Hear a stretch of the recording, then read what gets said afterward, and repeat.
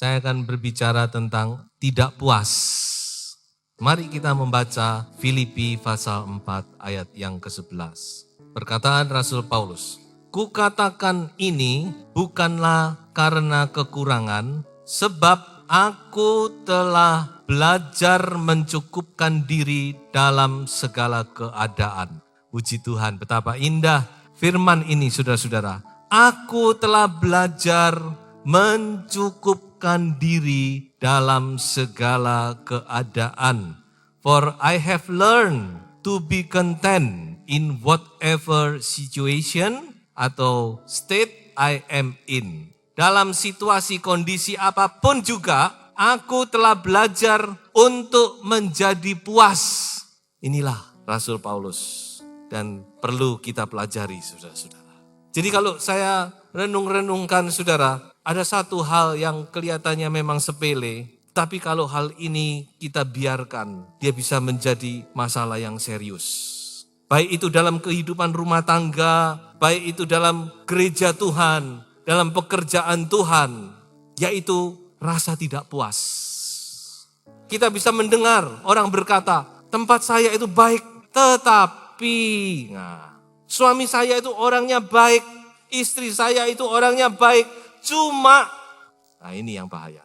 Ada saja yang kurang. Dan saya beritahu kepada saudara-saudara, selama kita hidup di dunia ini, kita tidak akan bisa menemukan satu pribadi, satu situasi, satu kondisi, bahkan satu gereja, di mana kita berkata, this is perfect, ini sempurna, ini yang saya cari, 100% oke. Tidak mungkin. Dan Tuhan tidak akan memberi kita hal yang demikian. Tuhan tidak akan memberi pasangan hidup yang demikian. Karena kalau Tuhan beri yang demikian, kita tidak akan lagi lari kepada Tuhan. Simple bukan? Kalau kita menemukan sudah sesuatu yang puas, yang sempurna, kita tidak akan perlu Tuhan. Saudara. Justru itulah, dalam dunia ini, kita tidak akan bisa dipuaskan 100%. Sebab itu saudara jangan cari. Kalau saudara 75% baik, 25% tidak baik, lumayanlah itu saudara-saudara. Kalau sekolah masih lulus, apalagi kalau 80% baik, 20% tidak baik, sudah puji Tuhan. Ini satu keadaan yang perlu kita waspadai di akhir zaman ini. Sebab itu Paulus dia berkata dalam segala situasi, dalam segala kondisi, aku sudah belajar untuk menjadi puas. Saya pernah mendengar satu kesaksian dari seorang hamba Tuhan, seorang dari Amerika. Dia menyaksikan temannya, saudara. Seorang hamba Tuhan, suami istri juga. Dipakai Tuhan luar biasa. Jemaatnya kurang lebih ada 5.000. Keluarga yang manis, punya anak-anak yang manis. Dan ibu gembala ini, saudara-saudara, dia juga sekaligus pemimpin kaum wanita. Setiap minggu ada kebaktian kaum wanita, ada 200 ibu-ibu yang hadir. Wah, luar biasa ini, saudara. Lalu mereka punya acara pada hari-hari tertentu. Ibu gembala ini mengajak ibu-ibu untuk bersaksi di klub-klub malam. Ya, kepada PSK dan banyak memenangkan jiwa saudara-saudara. Tapi satu kali terjadi satu peristiwa. Ketika ibu gembala ini orang tuanya meninggal. Suaminya sedang bertugas di luar kota, entah di luar kota, di luar negeri. Dan suaminya itu tidak bisa hadir. Dan ibu gembala ini sangat kecewa saudara. Lalu dia mulai kekecewaan ini tidak puas, mulai timbul dalam hatinya. Dia mulai bersungut-sungut, suamiku selalu begini tidak perhatian. Terus itu terjadi, akhirnya saudara-saudara, ceritanya keluarga ini hancur. Ibu gembala ini akhirnya dia tinggalkan keluarganya, tinggalkan pelayanannya. Dia mencari seseorang yang dia anggap bisa memenuhi apa yang dia rasa kurang dalam kehidupan suaminya. Tapi ternyata dia tidak mendapatkan. Jadi saudara-saudara, hal ini kita harus waspadai. Kita mau belajar supaya kita benar-benar menikmati apa yang Tuhan berikan. Kita puas dengan segala sesuatu. Saya akan hantar kita kepada 2 ayat. Sebelum kita melihat bagaimana kita harus bersikap. Apabila ada hal-hal yang kita rasa tidak puas, tidak senang. Kita pertama-tama membaca di dalam Roma pasal 8 ayat yang ke-14. Semua orang yang dipimpin roh Allah adalah anak Allah. Di dalam terjemahan lain dikatakan, God's Spirit beckons, there are things to do and places to go. Artinya Roh Allah memimpin kemana kita harus pergi dan apa yang harus kita perbuat. Dengan lain kata, saudara-saudara, kalau kita adalah anak Allah, kehidupan kita ini dipimpin oleh Roh Kudus. Segala sesuatu, kemana kita pergi, kemana kita berada, kemana kita melakukan apa, semua itu di dalam pimpinan Roh Kudus. Tidak ada yang kebetulan. Semua yang Tuhan izinkan dalam hidup kita, saudara. Tidak ada yang kebetulan. Saya bawa lagi kepada ayat yang kedua, satu ayat yang tidak asing lagi. Roma 8 ayat yang ke-28. Segala sesuatu bekerja bersama-sama untuk mendatangkan kebaikan bagi orang-orang yang mengasihi Tuhan. Dengan lain kata, segala situasi kondisi yang tidak baik sekalipun itu dapat menjadi berkat dalam hidup kita. Saudara mungkin ada dalam satu kondisi pernikahan yang banyak hal yang tidak sesuai dengan kehendak saudara. Saya katakan itu pun akan mendatangkan kebaikan. Amin. Sebab itu kita sekarang mau melihat lebih jauh bagaimana kita harus mengatasi, bagaimana kita harus bersikap menghadapi hal-hal yang dalam tanda kutip berlawanan dengan kehendak kita, tidak sesuai dengan kehendak kita. Mari saya ajak kita pertama melihat sikap yang harus kita ambil, yaitu kita harus memiliki roh yang tenang. Saudara. Coba kita baca di dalam Ratapan pasal 3 ayat 25 mulai. Tuhan adalah baik bagi orang yang berharap kepadanya, bagi jiwa yang mencari Dia.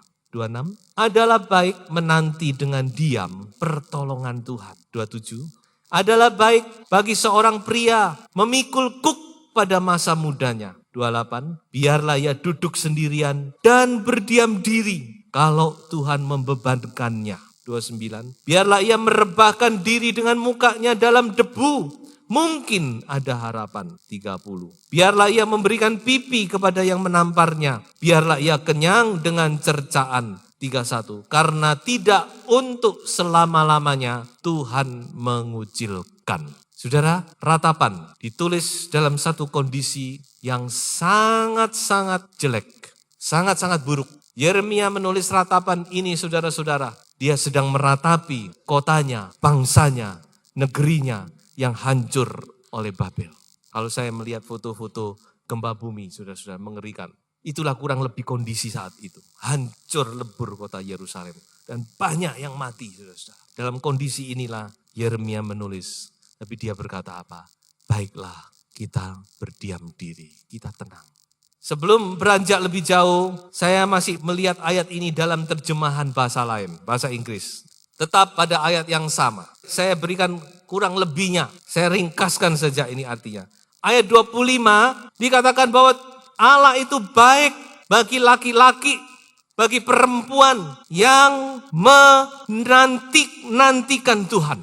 Ayat 26, adalah satu hal yang baik untuk berharap dengan tenang. Duduk dengan tenang berharap kepada Tuhan. Quietly hope. Berharap pada pertolongan Allah dengan tenang, saudara. Kita harus punya satu hati yang tenang. 27, apabila engkau muda, nah ini khususnya orang-orang muda, keluarga muda. It's a good thing when you are young, tetap bertahan melewati masa-masa yang sulit. Ayat 28, apabila saudara merasa hidup itu berat, sulit, saudara masuklah, berdiam dirilah. Enter the silence. Berdiam diri, masuk dalam hadirat Tuhan. Saya ingat kepada perkataan Yesus, masuk ke dalam kamar, kunci pintu kamar. Ayat 29, sujudlah berdoa, don't ask question, jangan bertanya apa-apa. Wait for hope to appear. Bow in prayer. Sujud berdoa. Don't ask question. Jangan banyak tanya, saudara-saudara. Problem kita ini banyak mau tahu. Kenapa Tuhan? Kenapa saya kok begini? Kenapa kok begini? Kenapa saya kok berhadapan dengan ini? Tidak perlu bertanya. Tapi nantikan pengharapan itu menjadi kenyataan. Ayat 30. Don't run from trouble. Jangan lari dari kesulitan. Tapi hadapi itu. Take it full face. Hadapi kesulitan. The worst is never the worst. Artinya saudara, apa yang kita rasa yang paling jelek itu belum, itu bukan yang terjelek. Seringkali kita merasa bukan, aduh sudah tidak ada keadaan yang lebih parah dari ini. Sebenarnya itu bukan, belum dan bukan yang terparah. Dan yang 31 dikatakan, mengapa? Mengapa kok demikian? Karena Tuhan tidak pernah meninggalkan kita dan tidak pernah gagal. Haleluya. Oh terima kasih Tuhan Yesus, terima kasih. Janji-Mu ya dan amin. Sebab itu miliki roh yang tenang.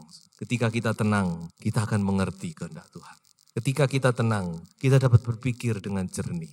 Tapi ketika kita kacau, ketika kita bergerak dengan kekuatan kita sendiri, mencoba untuk lepas, mencoba untuk menyelesaikan masalah, justru tidak akan ada penyelesaian.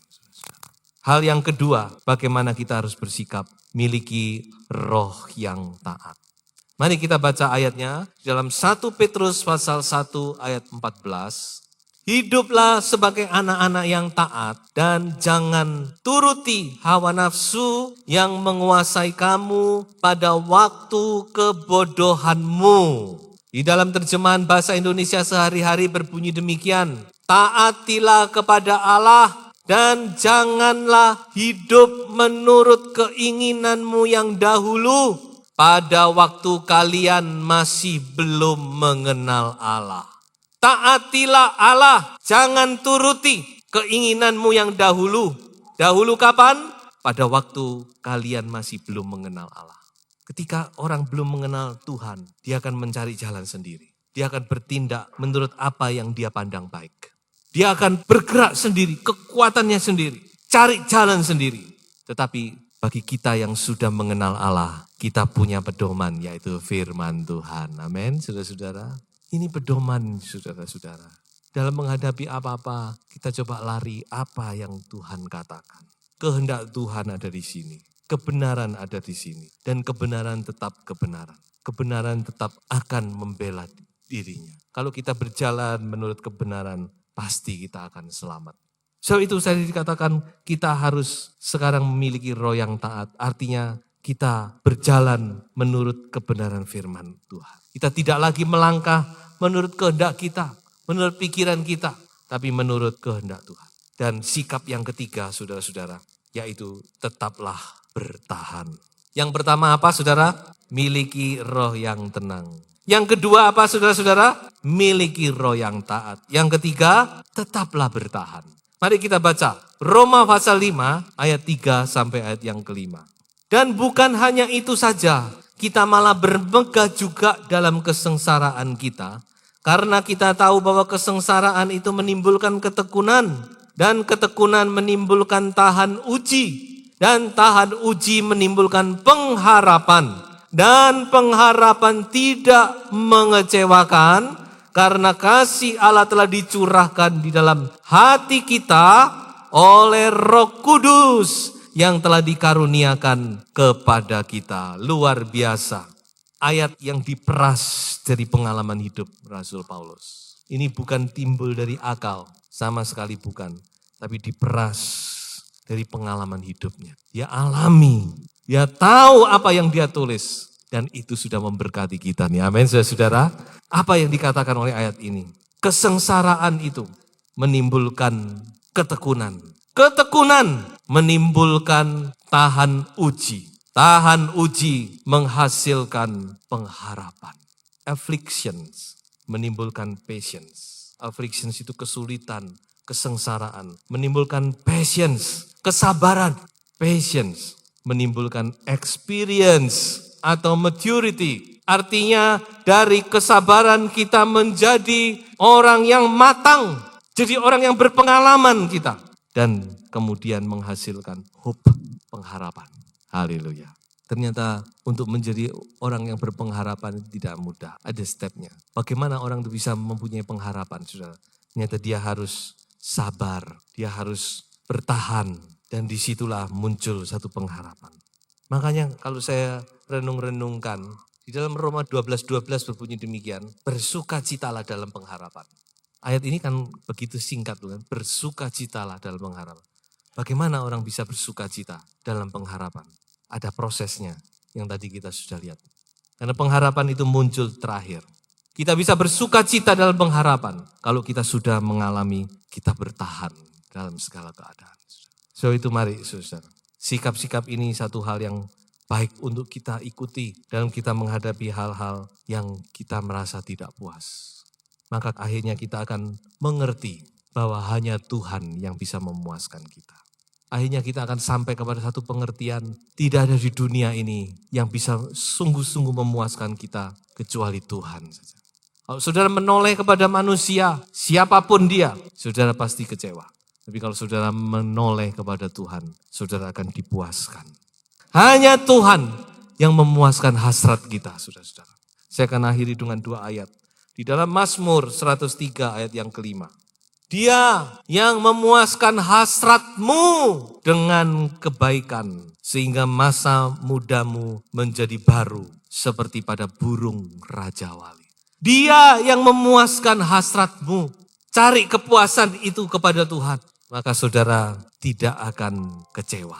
Pasti saudara mendapat kepuasan. Apa yang saudara rasa kurang, jangan cari pada manusia, tapi kepada Tuhan. Mazmur 107 ayat 9. Sebab dipuaskannya jiwa yang dahaga dan jiwa yang lapar dikenyangkannya dengan kebaikan. Dipuaskannya jiwa yang dahaga. Hanya Tuhan yang bisa memuaskan kita, saudara. Tidak ada yang lain. Selama kita di dunia, mari kita hadapi segala sesuatu itu dengan roh yang tenang, dengan roh yang taat dan tetap bertahan. Tuhan memberkati saudara-saudara semua. Haleluya.